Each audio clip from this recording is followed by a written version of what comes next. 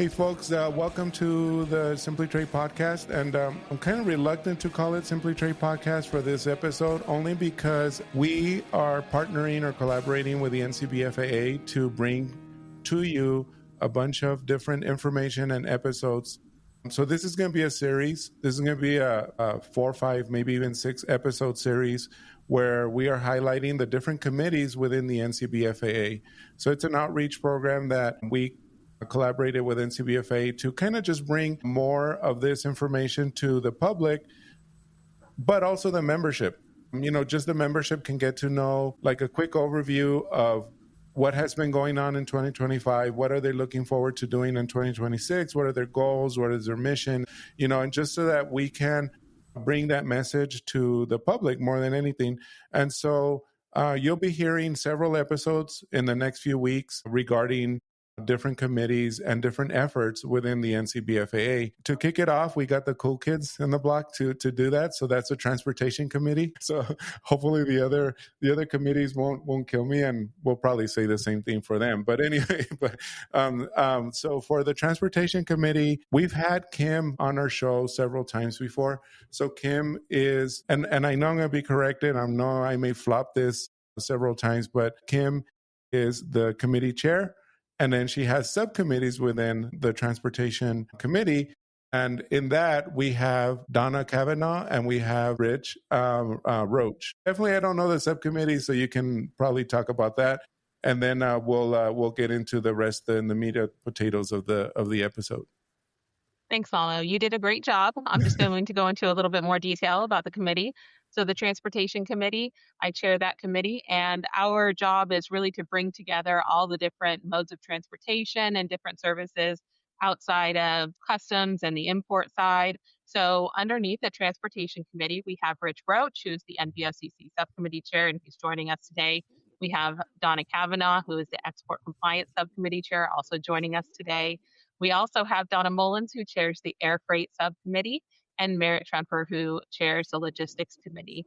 And these committees all together work to keep members updated, compliant, work with agencies to drive things forward within the industry, also to make sure that things work well on the government side to meet their objectives, but also work well for the members of the Okay, well, just to get a little bit better understanding of what the Transportation Committee does, all the different subcommittees and everything, the fearless leader of that committee, Kim, can you kind of just give us a good overview or a good, like, just a quick, I don't want to bore or make the actual members tune out if they already know. So just like a quick snapshot of what the Transportation Committee does within NCBFAA, and then we'll get into more details here on like some of the subcommittees.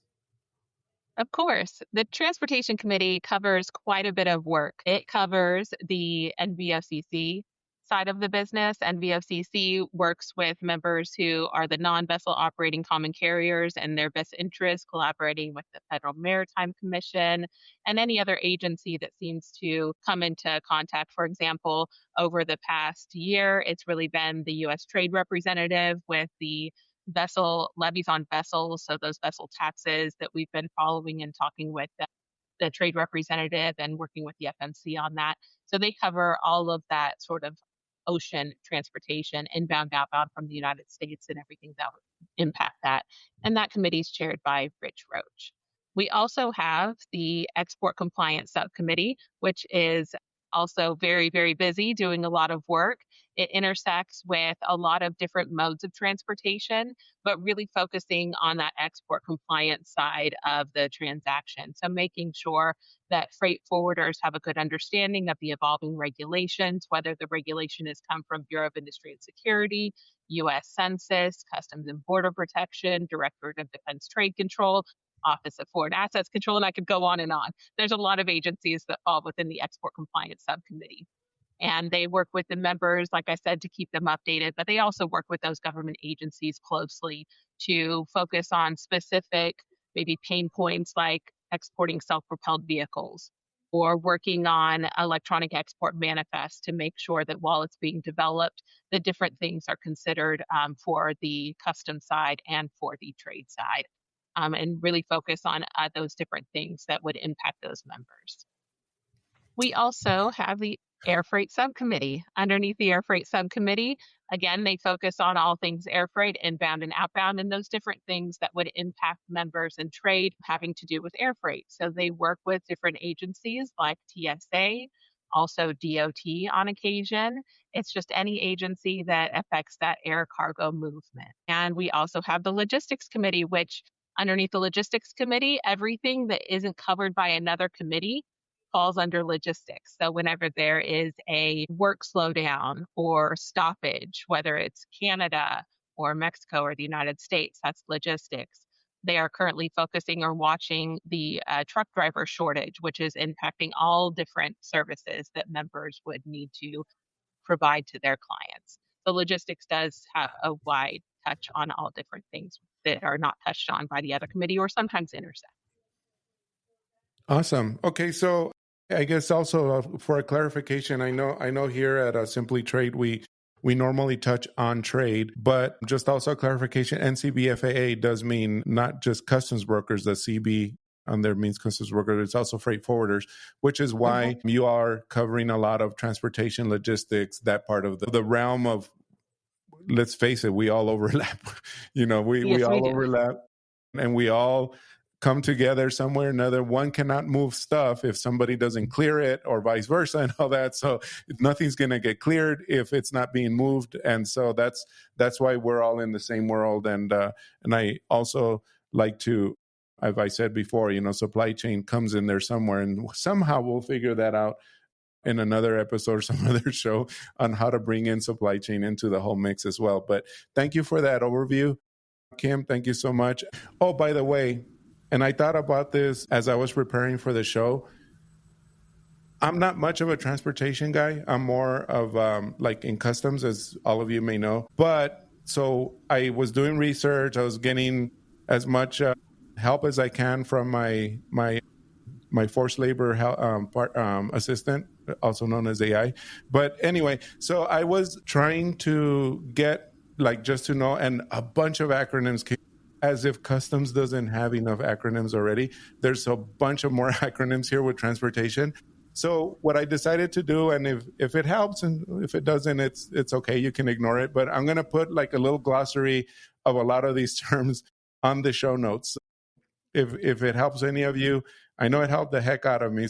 We're going to start with Rich and the NVOCC committee. So anyway, NVOCC committee or subcommittee for Rich. I was reading through some notes also that Kim was so nice to provide for me on some of the just different things that you all have been talking about and working through. Can you tell us a little more, Rich, on the NVOCC committee? Sure. Well, just to get the first acronym out of the way, NVOCC stands for Non-Operating Vessel Common Carrier. So we are licensed by the FMC as an ocean transportation intermediary, and you can also be licensed by the FMC as a freight forwarder. So either an NVOCC or a freight forwarder. And what we do, we really look at the industry issues and concerns that we have. And in some cases, we are able to disseminate information throughout our subcommittee members and even publish those through NCBFAA to people that aren't active in the subcommittee, our findings. But we also work very closely with the Federal Maritime Commission on rules and regulations, notices of proposed rulemakings, comments, and at times we even work with congressional and Senate offices. Nice. So speaking of OSRA, so again, one of these other acronyms, I did find information on that you all have been working on. So that implementation, as long, it's been a long running theme, I suppose. It says since 2022, I believe that's what I read. So what progress did you see this year on rulemaking and the compliance, any clarity that might be sticking points heading into 2026? So clarity and also lack of, that's the way our business runs. The FMC last year came out with their demurrage and detention billing rules, and it was the final rule for that. That has been implemented and is now in effect, although in 2025, that was challenged by the World Shipping Council, and the court struck down one area of that final rule. That one area is that truckers could not be billed since they were not considered to be having contractual privity with the ocean carrier or marine terminal that was invoicing. The court has struck that down and said that other third parties can be billed as they may know more about it, and they thought that the rule that the FMC came up with was arbitrary and capricious. Of course, the FMC has the opportunity to amend the rule and or appeal this ruling, but everything else from the final rule that came out on D&D billing practices has stuck, and in fact has worked out quite well, I think, has improved industry billing for demurrage and detention, D&D. Perfect. So I did also see that you all established like a best practices, what was it, working group? Yeah, so that's a work in progress since we're putting that together just now. We haven't actually had our first meeting yet. We worked with the Federal Maritime Commission on our visit back in September, where we sat with the commissioners and staff and talked to them about establishing this NVOCC Best Practices Committee. And that's been put together. We're just now starting to formulate the first meetings where we'll start discussion on that. So that's really a 2026 goal. Perfect. Is to have that done. Perfect. Yeah. So that's something that we can look forward to. And I don't there is also, let me see if I can recall a little bit of what I also read on my notes, and I'm going to try to pull them out. But there's some mention about interactions with the FMC's Office of General Counsel on D&D. Again, D&D, another acronym, detention and demurrage, and cargo receipt definitions. Like, what does this progress look like on your side, and what like implications might that be for like members or that you all have been talking about? Sure. So during the course of the year, when we get some questions that we can't resolve internally, sometimes we'd like to go to the general counsel's office to get what their understanding is, so that we're not interpreting the FMC regulations incorrectly. In one of those cases, it's the cargo receipt date specifically. But when we go to general counsel, they're also a little bit reticent to put down, carve in stone, a final answer. So everything that we get from them is really unofficial. And the responses that we got from them this past year, I'd have to say, were clear as mud. We have to go back now and see if we can't redefine the question and get a more proper answer on those. And that's a work in progress. Nice. Okay. And then I guess just lastly, what do you feel or what do you think is the biggest benefit that members of NCBFAA are getting from the work that you or your subcommittee is putting together? Like, what is that advantage that they're getting for doing that versus just not even being a member? I hope that makes sense. Yeah, no, it does. So I think the greatest benefit to the membership is the fact that we take a look at regulations before they become regulations and try to figure out what the downstream effect will be. And if it's an adverse effect, we go back and we work with the FMC on fine-tuning the verbiage. I can give you a perfect example. When OSRA, the Ocean Shipping Reform Act, was coming into being, the original authors of it had listed in several areas that the new regulation, this regulation A, would be subject that common carriers are subject to that. Common carriers are subject to the next one. Common carriers are subject to the last one. So being that we're NVOCCs, the last CC in there is common carrier, and effectively what the authors of OSRA were doing was they were putting together rules that they were targeting at the vessel operating common carriers, but not intended for the NVOCCs. So we had to go back to the drawing board with the authors and say, you really need to define common carriers as ocean common carriers, the definition that exists within the Shipping Act, so that we're clear that this doesn't also apply to non-vessel operating common carriers. Had it been enacted the way it was written, NVOCCs would not have been able to comply with the new OSRA rules. And so, thank goodness we were able to prevail at both the congressional and Senate level to have the verbiage changed. And then all NVOCCs benefited as a result of that. So that's the kind of thing that we carry on in our committee. Awesome. Yeah. So obviously for those that are members, we are members. We're not a broker, but we are what are called, I believe they call us affiliate members that are service providers. And we see all that coming down. I mean, and just for the benefit of those who do not subscribe to or are part of the membership, I mean, y'all get, we get messages from NCBFAA every Monday for sure. But with all these things going on with a government, being, anything that the administration might push out that might be needing clarification, we're getting like several updates a week. So there's a big benefit there. Thank you, Rich. Thank you so much for sitting here and letting us know about the work that you're doing with NCBFAA and of course the Transportation Committee. I've seen you around, and I'll make sure that next time that we're at a conference in person, I'll go out and shake your hand, since I had not formally met you before. So thank you so much for being here. We'll get into a little bit more, I guess, into a bunch of different things that you all are talking about. But for right now, we do also have Donna Kavanaugh here with us, who is also part of the subcommittee for exporting. And again, Donna, please excuse me. I'm sorry if I messed it up. But anyway, so I'm assuming you work closely with like the efforts of like behind the BIS and things that are going on in that part of the.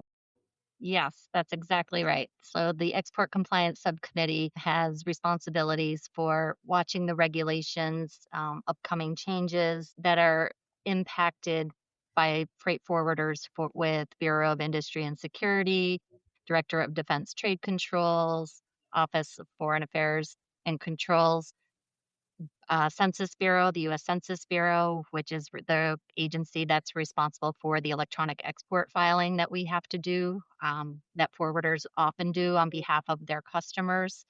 They're authorized to do so when they're authorized to do so. So we watch from the perspective of a freight forwarder. A lot of these regulations are geared toward an exporter or the principal party of interest, as it's phrased in the foreign trade regulations.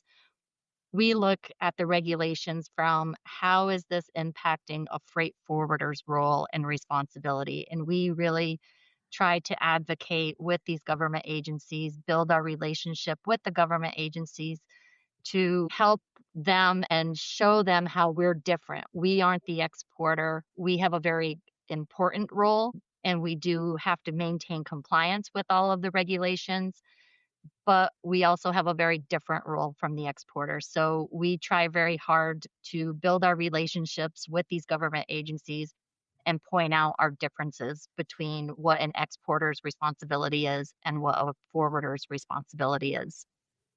Exactly. So let me ask you something, because I feel, although if you look at it carefully, it's not really true, but I feel that exporting has kind of taken a little bit of a backseat here since the new administration came on, for super obvious reasons, right? Anything, whenever anybody talks about tariffs, at least here in the United States, we're talking about importing. But what we don't see is the flip side, because if there's retaliatory tariffs on us, that totally affects the exporting process. So let's start there. Like, what has the committee done, or what have you all been involved in either, just talking to government officials and trying to advocate for the industry since the new administration? Like, how has that challenge changed since maybe the previous 4 years, for example? Yeah, so there have been some changes. The new administration, when it came out, BIS, Bureau of Industry and Security, had an update conference in March, and they were really heavily focused on China, which was a little different from previous administrations. It was last year, or the previous administration had a big focus on Russia. This administration seems to have a big focus on China. Some of the interim final rules and some of the rules that were put in place with the previous administration have been relaxed or rescinded or amended. So we're monitoring those. One example is there was a firearms rule that was interim final rule that was in place, and that has essentially been, for the most part, rescinded by this administration. They kept very few things in that. in the interim final rule. Same with AI diffusion. There have been changes in that, and they're looking at amending that entire rule. It hasn't been completed yet, but we're expecting that to come in the future. So maybe next year we can look for that to come out. We're not sure. Syria has been a change. OFAC has essentially revoked the regulations on Syria. BIS has relaxed them. So we have to look at it from a holistic approach. So just because they may have been revoked, the Syria sanctions may have been taken away by OFAC, there's still sanctions by BIS. And even though BIS has relaxed those regulations, there's still regulations. So proceed cautiously, proceed with care. And that's what we try to help the members do, is to understand what these changes are, and also help them to say, even though, take a step back and review them, even though one agency may have done one thing, you still have to abide by other agencies' regulations. So each agency has their own regulations that we have to abide to. And what one agency does isn't necessarily completely 100% in sync with what another agency does. So you still can't ignore the other agency's regulations. So it's been fun. It's been very interesting. And there's a lot of positions that have been vacated and haven't been filled yet. So we're still monitoring that as well, and hoping maybe to see some of those positions be filled in the future, maybe into 2026, so that we have a solid administration that can move whatever their focus is forward, and we'll monitor that for our members. Right. Okay. So let me ask you. So you're in everything that you just said, I heard some references to like educating and helping the membership, understand this. I think I saw somewhere that y'all had a webinar earlier this year. I don't know how earlier this was, on something about exporting for the rest of us or something like that, if I'm not mistaken. Yes, we did.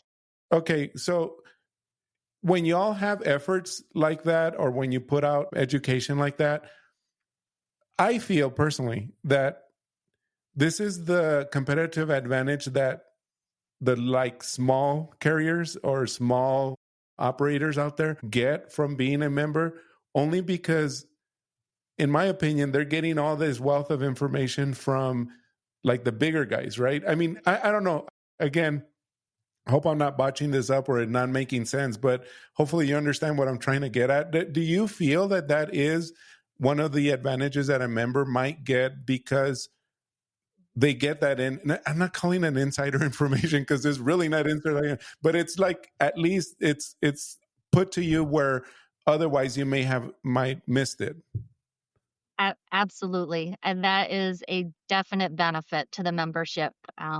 It's for the little guys, the big guys, the medium sized, it's for all. It really is. It's a collaboration, and it's, even though we're all competitors, we're all friends. We all have the same problems, and nobody wants to make that call to the government agency and ask the question. So to have the association as representation, like you said, we did the webinar earlier in October, so last month. And then it was intended for people who did not have an in-depth knowledge. It was intended to be a practical approach for the members that do not have the export experience and want to have a broader understanding of it. So we tried to put it into practical terms. I hope that was successful. But yes, that is definitely a benefit of being a member, is having the collaboration and having an association stand by and have that support, where you're not standing alone and going to the government agency and looking like, okay, I'm the troublemaker. I'm the only one that has this question. I'm the only one that has this concern. Right. Well, it's that's shared. Perfect. No, yeah. I mean, that's kind of the way I feel about AI as well. It puts us smaller businesses at an advantage, where I can take a lot of the work that normally gets done by 5, 6, 7 people and try to get it done, using AI and all that, so it makes sense. I'm kind of putting it more in my world and my understanding, so I'm trying to kind of do some analogies here. Hopefully, I didn't botch that You're doing a up. great job. And so thank you, Donna. I mean, anything else? Anything that we need to be looking forward to 2026? Any your crystal ball, like what may happen, or is everything going to chill out now, or? Well, that remains to be seen. I wish that crystal ball was a little bit more clear. I guess that probably the last thing I would comment on is there was just a rule that was published. It was by BIS. It was called the affiliates rule. Oh, yeah. And it really was going to be a big change for industry, and it will be a big change. It was published as a final rule at the end of September. And what it did was it put a much broader restriction on parties that we could that can be exported to. And it wasn't just a matter of searching a list. It was based on the ownership of entities that are listed on the government, on BIS's, the entity list, the military end user list, and certain parties on the specially designated nationals list. It was, so if you were owned, so the owners of these companies, if they were 50% more owned by someone, those you also got held by restriction, even though you weren't on the actual list itself. So it made screening of restricted parties much more difficult to do. When the president was having the meeting with China, we're hearing that this interim final rule may be put on pause for a year. The association did submit comments to the rule from a freight forwarder's perspective and what we felt our role was in this screening responsibility, because we don't have a relationship with all the parties to the transactions, where our role is to move the freight. So we don't have privy to the contracts of our customers. We don't know their whole supply chain. We don't know all the parties downstream. So we did submit comments on this rule as the association, and we're hearing it's going to be put on pause for a year, effective November 10th. However, we haven't seen the official notice come out from the Bureau of Industry and Security yet. So we're still, again, waiting to see on that. But we also, at the same time, want to have conversations with BIS and say, the comments are there. We think you should be reviewing them because we don't know if something's going to change next month and the rule gets re-implemented. So we want to have conversations with the government, encouraging them to still review the comments now and not wait until the pause is over, and get that part working on, because it could be re-implemented. Exactly, yeah. So again, earlier I preempted this conversation with you, as we hear a lot here on the importing side, and people kind of tend to ignore exporting. But as you just very clearly said, there's a lot going on, and even talks or handshakes, like you said, that cannot be taken as, oh, good, then I don't need to worry about it until you see it officially. And either, I don't know how yours, that end works or not, like if there's you need to see it on the Federal Register or something more formal, but kind of like you do on the importing side. But anyway, so that emphasizes that. So thank you so much, Donna. And so Kim, and of course, Donna, you feel free to jump in as much as you need to, but Kim, maybe we ought to talk a little bit more about all the other committees. And unfortunately, some of the other folks were not able to come in from your subcommittees. But you did talk about several others that are headed up by like Donna Mullins. And I think you talked a little bit about, and let me see, I'm going to get his merit. Yes, okay. And the head up other different subcommittees. So let's start with whatever Donna Mullins, and friend of the show, by the way, she's been on our show. Funny lady. If y'all ever meet her in person, you're in for a good time. She is so much fun. She's Yes. great. She is equally as fun as she is knowledgeable in Right. the industry. Yeah, that's crazy how much she knows. Yeah, exactly. So you can sit there with her and both laugh and be so educated at the same time. It's crazy how much she knows. So she heads up the Air Freight Subcommittee, correct? Yes, she does. Okay. She is very busy all the time with making sure the air freight industry, both on the import and export side, is kept moving forward. One of the most recent things that it's been a long time coming. It's been a lot of work put into it. The association, we collaborate or connect with and work with other associations as much as possible. There are so many things going on in the industry that if we have the opportunity to collaborate with another association, it just makes our work that much stronger. So in this case, Donna Mullins and the NCBFAA partnered with the Air Forwarders Association, or AFA, to write a white paper about air cargo and some of the things that are needed in the U.S. air cargo industry, such as facility improvement. Some of the facilities are, 40 plus years old. The roads into the cargo section of that airport are not built enough to allow both traffic in and out as much as it's needed right now. There's limitations in some airport cargo facilities for the size of trailer that can fit in there. There's a lot of things that need to be updated on the air cargo side specifically. So with the AFA, a white paper was produced, which led into a GAO study.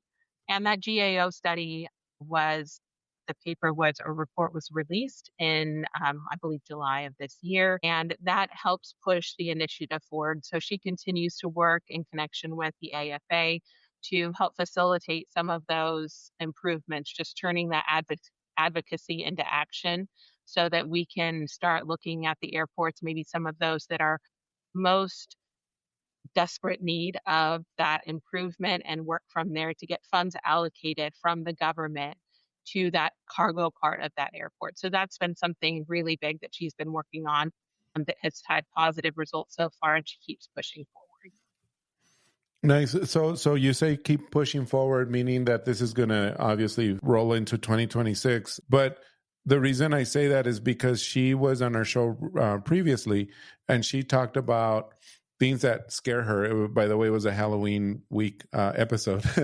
and she talks about how it's taken so long to do so many things because of lack of personnel, and pretty much what Donna Kavanaugh said as well. There's a bunch of empty gaps in positions.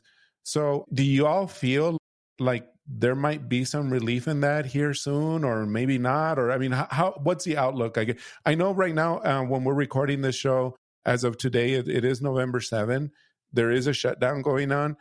I really don't know, again, if that is affecting that or not. I mean, they say it's not affecting customs, CBP. Trade is still flowing and everything. But like in your world here, Kim, like how do you see that? Or what are the challenges in getting to what Donna said, in that episode, like to getting to full fulfillment of bodies of people, helping and making sure that things are much better? I would say the shutdown and lack of personnel affects air freight and the Export Compliance Subcommittee and other things in more ways than one. One of the ways that it's affecting it is changing the focus. So while we had great momentum up to the shutdown, then the focus changed from our legislators on when we were advocating for certain things. Their focus is now to get the government back open. Also within TSA, there's, only essential tasks or essential initiatives or objectives are being focused on. So some of these may not seem to be essential. With, the slowdown mandated by the FAA of flights, that's also a focus shift from air cargo to passenger cargo or passenger operations. Mm-hmm. There's a lot of things that affect us in many different ways. So even though TSA is still working, there was a shift there, even though, there are things going on in Congress. There's a particular focus there. And we have to make sure that we don't lose our own momentum and keep that conversation going. Great. So let's shift a little bit more to the other subcommittees. There's one other one that's pretty big, the Logistics Committee. Again, just same question, same effort, same focus. What this year has there been that has helped or moved the needle, I guess, forward, let's say, for the logistics industry, for your members that you all have been talking about? On the logistics side, there's a couple different key things that they've been watching. One of the most recent are the tariffs on the trucks and larger equipment. We already have driver shortages for different drays or trucking throughout the United States. And we're watching these tariffs on the actual vehicles themselves to see if this is going to cause even more of a burden for trade, looking at different ways that maybe we can mitigate the driver shortage, just watching that so that members are kept aware, maybe things that they can look out for or contribute to help that situation. The committee's also been looking or watching the electronic export manifest in collaboration with Donna Kavanaugh and her committee because it crosses, of course, both the logistics and the export compliance side of things. Electronic export manifest is something that's been worked on for a very long time. There was a notice of proposed rulemaking for rail mode of transportation that came out at the beginning of 2025. The association did create a working group specifically for EEM, addressed that, submitted comments, and continues conversations with the association members, with customs, and then also with other associations who are made up of NVOCCs or other trade community partners so that we can make sure we're aligning and having those conversations. Whenever we have these types of conversations with government agencies, we understand their objectives. Our goal is to make sure that they are able to meet their objectives and do what they need to do while also keeping trade moving and making sure that our responsibilities and part of the transaction are understood as far as the context of their regulations and different enforcement actions are concerned. And the last thing that the committee has been working on throughout the year and even before 2025 is the entry summary filing or ENS filing into EU's ICS2 system. The filing is mandatory for House filers now, which affect association members. So just understanding what those responsibilities are, how to do that filing, spreading around information to members as much as possible so that we're able to be as compliant as we can. Knowledge is the key to being compliant. You have to know what the requirements are so you can meet those requirements. Awesome. So now that we got a good view of everything that's been going on with your committee and for the sake of time here as well, let's see if we can wrap up with some questions, I guess, just to put it all and put a little bow here on this little package here. Let's see. I did have some questions that I wrote down. So I guess for any one of you two that are left here in the conversation, what do you feel have been the most significant lesson learned, let's say, of 2025? What did you learn from anything that might have happened throughout the year that may help you grow or be more prepared for 2026? Because this has been admittedly a very unpredictable year, of course. The administration has been very aggressive, for better or for worse. Again, we're not here to criticize that. We're more here to deal with it, of course, and help our members, or your members. I'm sorry.